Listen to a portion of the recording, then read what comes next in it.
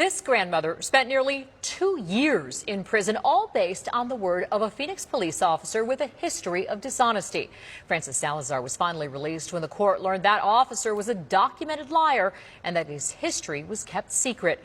Salazar filed a federal lawsuit, and so far, Phoenix is losing. It's why the city is appealing part of that case before there's even a trial, and they just argued their side in court.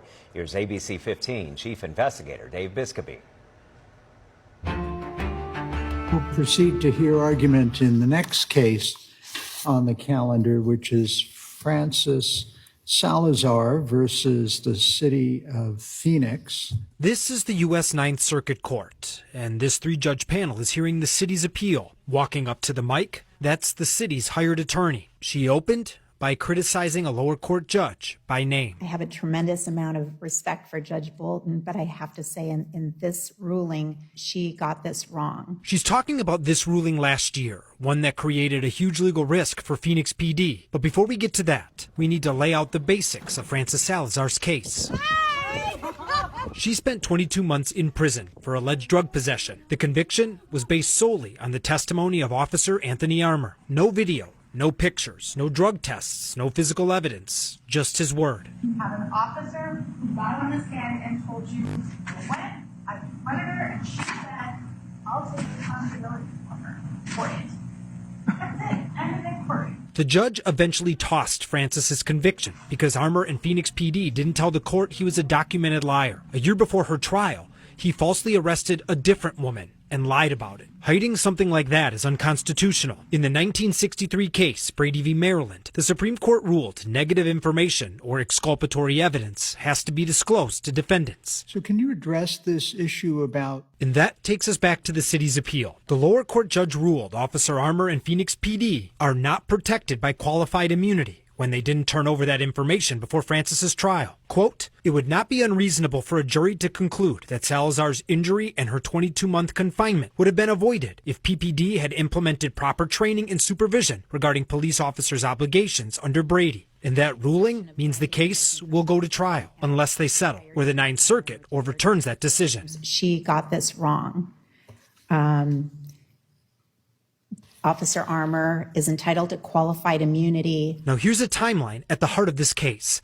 In November 2015, Armour was accused of falsely arresting a different woman and lying about it. In April 2016, that internal investigation was completed, confirming he lied.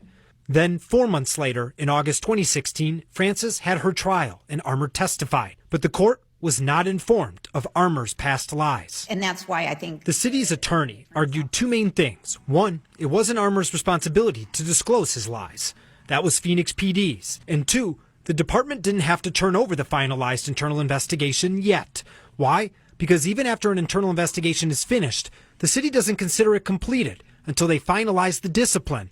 And that can take months, even a year or more. The panel of judges drilled into that argument. If the facts are done, and the facts are that he lied, and he lied a lot, then I don't see why any of the rest of the process is terribly relevant. And it's pretty clear that someone who lies and then gets on the stand, that's Brady Giglio is to that person.